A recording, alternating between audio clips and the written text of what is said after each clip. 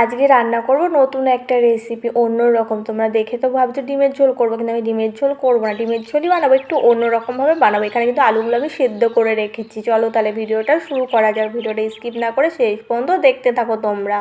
দেখো, কড়াইতে আমি কিছুটা তেল গরম হওয়ার জন্য বসিয়ে দিয়েছি। আর এইদিকে দেখো সেদ্ধ করা আলু নিয়াগুলো, এগুলো না ভালো করে মেখে নেবো, মানে আস্তে আস্তে রাখবো না, পুরো এগুলো হাত দিয়ে ভেঙে ভেঙে মেখে নেবো। আজকে যে ডিমের ঝোল রান্না করবো না ডাল রান্না করবো, এটা একটু বোঝা মুশকিল। দেখো আলুটা কিন্তু পুরো হাত দিয়ে ভালো করে মেখে নিয়েছি। আর এদিকে কড়াইতে তেল গরম হয়ে গেছে, কড়াই তেলের ভেতরে ডিমগুলো দিয়ে দেবো ভাজার জন্য। এগুলো একটু কিছু সময় ভালো করে ভেজে নিতে হবে। দেখো এই রান্নাটা তোমরা যদি একবার করে খাও, তোমাদের বারবার করে খেতে ইচ্ছা করবে এরকম ডিমের ঝোল। আমরা তো সবসময় ডিম আস্ত সেদ্ধ করে ডিমের ঝোল করে খাই, সবসময় তো ওইভাবে ভালো লাগে না, এইভাবেও মাঝে মাঝে খেতে হয়। দেখো মাঝে মাঝে অমলেট করেও ভেজে খাই, কিন্তু এটা একটু অন্যরকমভাবে বানাবো। অমলেট করেই ভাত রান্নাটা করবো, কিন্তু অন্যরকম একটু। ও তোমাদের সাথে কথা বলতে বলতে আমার ডিমটা কিন্তু ভেজে নেওয়া হয়ে গেছে। ডিমটা দেখো এক পাশে ভালো করে লাল লাল করে ভেজে নিয়েছি, দুই পাশে এবার ডিমটা সুন্দর করে পিস পিস করে নেবো। তোমাদের বাড়িতে যে কজন মানুষ তোমরা সেই হিসেবে পিস পিস করে নেবে। দেখো এই রান্নার কিন্তু একটা সুবিধা আছে, তোমার বেশি ডিম লাগবে না, মানে 4-5 জন মানুষ থাকলে 4-5টা ডিম লাগবে না, এই অল্প ডিমেই হয়ে যাবে। মানে দুটো ডিম দিয়ে তুমি 4-5 জনে খাইয়ে দিতে পারবে। বাঁচানোর কিন্তু একটা ভালো বুদ্ধি দিলাম, তোমরা কিন্তু এই জিনিসটা কাজে লাগাতে পারো। দেখো তোমাদের সাথে কথা বলতে আমার ডিমটা ভালো করে ভেজে নেওয়া হয়ে গেছে, ডিমটা সুন্দর করে বাটিতে তুলে নিয়েছি। কড়াই ওই তেলের ভেতরে এবার দিয়ে দেবো কিছুটা জিরে সম্বরার জন্য।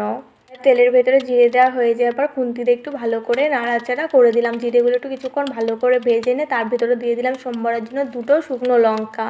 এরপরে জিরে আর শুকনো লঙ্কা দিয়ে কিছুক্ষণ ভালো করে ভেজে নেবো। জিরে আর শুকনো লঙ্কাটা ভালো করে ভেজে নেওয়া হয়ে যাওয়ার পর তেলের পরে দিলাম কিছুটা আদা বাটা আর কিছুটা রসুন বাটা। এরপরে আদা বাটা রসুন বাটা দেওয়া হয়ে যাওয়ার পর খুন্তিতে একটু ভালো করে নাড়াচাড়া করে দিলাম। তারপর তেলের পরে দিয়ে দিলাম কুচি করে নেওয়া পেঁয়াজ কুচি। এবার সব মশলাটা কিছুক্ষণ ভালো করে ভেজে নিতে হবে।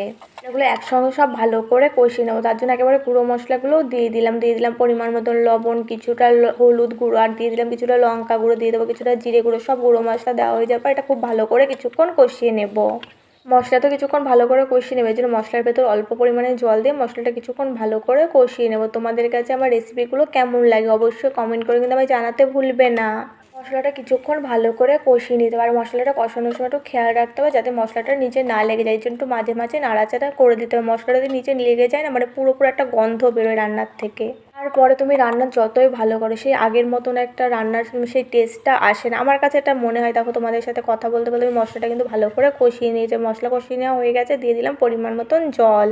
মানে আমি তরকারিটা যেরকম ঝোল ঝোল করবো সেই পরিমাণ হিসাবে জল দিয়ে দিয়েছি। জল দেওয়া হয়ে যাবার এবার যে আলুটা ভালো করে মেখে রেখেছিলাম সেদ্ধ করা আলুটা, সেটা দিয়ে দিলাম কড়াইয়ের ভেতরে, মানে ঝোলের ভেতরে দিয়ে দিলাম। সেদ্ধ করা আলুটা ঝোলের ভেতরে দেওয়া হয়ে গেছে, এবার ঝোলটা কিছুক্ষণ ফোটার জন্য হতে দিতে হবে। আলুগুলো দেওয়ার পর ঝোলটা একটু ভালো করে নাড়াচাড়া করে দিলাম। এখন ভালো করে কিছু সময় জাল দিতে হবে। তোমরা যদি এরকম ভালো ভালো রেসিপি রান্নার ভিডিও দেখতে চাও, তাহলে কী করতে হবে বলো তো, তোমাদের আমার চ্যানেলটা সাবস্ক্রাইব করে রাখতে হবে মনে করে। ভিডিওটা ভালো লাগলে একটা লাইক করে দিতে হবে, পাশে থাকা বেল আইকনটা অবশ্যই মনে করে প্রেস করে রাখতে হবে, যাতে আমার পরবর্তী ভিডিওর নোটিফিকেশন সবার আগে তোমার কাছে পৌঁছায়। ঝোলটা ভালো করে ফুটে গেলে ঝোলের ভেতরে দিয়ে দিয়েছি ভেজে রাখা ডিমগুলো। ডিমটা দেওয়া হয়ে যাবে, আরও কিছুক্ষণ ভালো করে রান্নাটা করে দিতে হবে। আর মাঝে মাঝে একটু খুন্তিতে ভালো করে নাড়াচাড়া করে দিচ্ছি যাতে নিচে ধরে না যায়। রান্নাটার কালার এসছে দেখেছো কত সুন্দর, রান্নাটা দেখেই মনে হচ্ছে খুব খেতে টেস্ট হবে, তাই না? সত্যিই রান্নাটা খেতে খুবই টেস্টি হয়েছে, তোমরা বাড়িতে এইভাবে একবার ট্রাই করে দেখতে পারো। ঠিক দেখো আমার ডিমের ঝোল বা ডালের ঝোল যেটাই তোমরা বলো, আমার রান্নাটা কিন্তু হয়ে গেছে। তোমরা এই রান্নাটা তোমাদের মতন করে একটা নাম দিয়ে দিও। উপর দিয়ে দিয়েছি কিছুটা গরম মশলাগুলো দিয়ে ভালো করে নাড়াচাড়া করে দিলাম।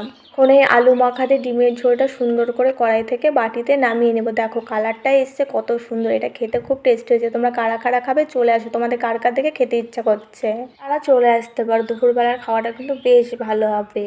যে তাহলে আসি, দেখা হচ্ছে পরের ভিডিও। ততক্ষণ তোমরা ভালো থেকো, সবাই সুস্থ থেকো।